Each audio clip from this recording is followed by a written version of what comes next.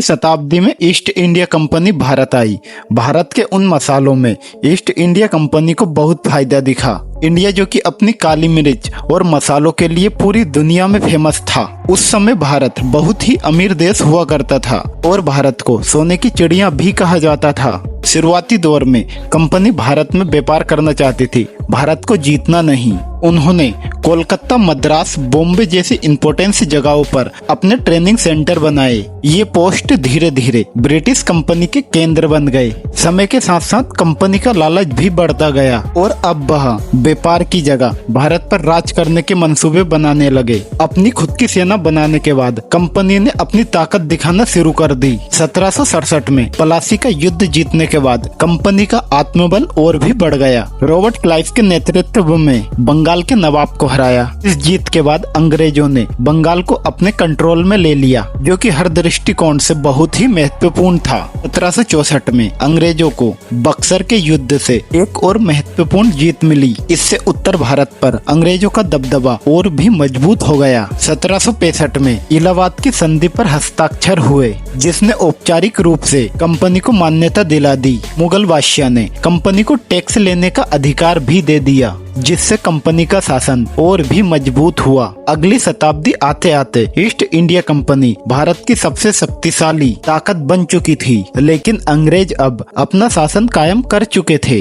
लेकिन इतने बड़े क्षेत्र को कंट्रोल करने के लिए कंपनी ने एक कॉम्प्लेक्स एडमिनिस्ट्रेशन सिस्टम लागू किया। उन्होंने इंडियन सिविल सर्विस नामक सिविल सर्वेंट्स का एक सिस्टम बनाया। इंडियन सिविल सर्विस में ज्यादातर ऑफिसर अंग्रेज ही थे, जो कि इंडिया को कंट्रोल करने के लिए जिम्मेदार थे। कंपनी ने ब्रिटिश लॉ पर आधारित एक नया लीगल लॉ सिस्टम भी शुरू किया। इसने एग्जैक्टिंग मुगल लोकल सिस्टम को हटा दिया, रिप्रेस कर दिया। कंपनी का शासन सुधारों और शोषण दोनों से भरा हुआ था। उन्होंने सती प्रथा, विधवाओं को जलाने वाली प्रथा जैसी प्रथाओं को समाप्त किया। हालांकि उन्होंने ऐसी नीतियां भी शुरू की, इससे भारतीयों की वजह अंग्रेजों को ज्यादा मुनाफा हुआ। अंग्रेजों ने इकोनॉमी में कई बदलाव किए। उन्होंने एक विशाल रेल लाइन का नेटवर्क का भी निर्माण किया। इस रेल लाइन का कार्य मुख्य रूप से कच्चे माल को ब्रिटिश फैक्ट्रियों तक पहुंचाना था, जिससे कि इंडिया के संसाधन, मसाले, चाय ब्रिटेन भेज दिए जाते थे। फिर तैयार माल वापस भारत के बाजारों में बेचे जाते थे।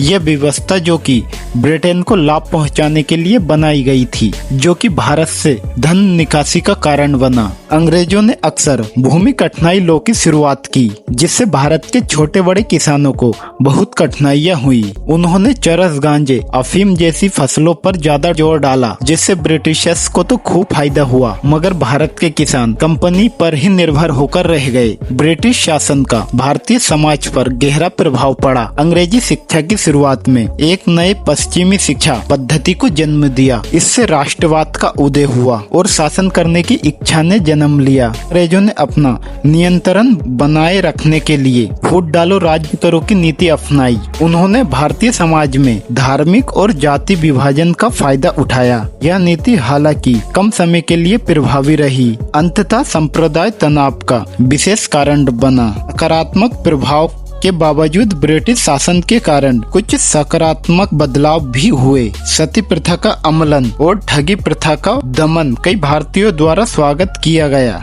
20वीं सदी आते आते आजादी की मांग और भी बढ़ने लगी। सुभाष चंद्र बोस जैसे नेताएं उभरे, जिन्होंने अपने बलबूते पर अंग्रेजों से लड़ने का फैसला किया। 1885 में गठित इंडियन नेशनल कांग्रेस एक मुख्य मंच बन चुका था। दूसरे विश्व युद्ध के बाद ब्रिटिश गवर्नमेंट काफी कमजोर हो चुकी थी और ब्रिटिश गवर्नमेंट को भारत को आजादी देने पर मजबूर होना पड़ा। 15 अगस्त 1947 को भारत एक स्वतंत्र राष्ट्र बना। आशा करता हूँ आपको ये हमारी वीडियो पसंद आई होगी, तो प्लीज वीडियो को लाइक और चैनल को सब्सक्राइब जरूर करना।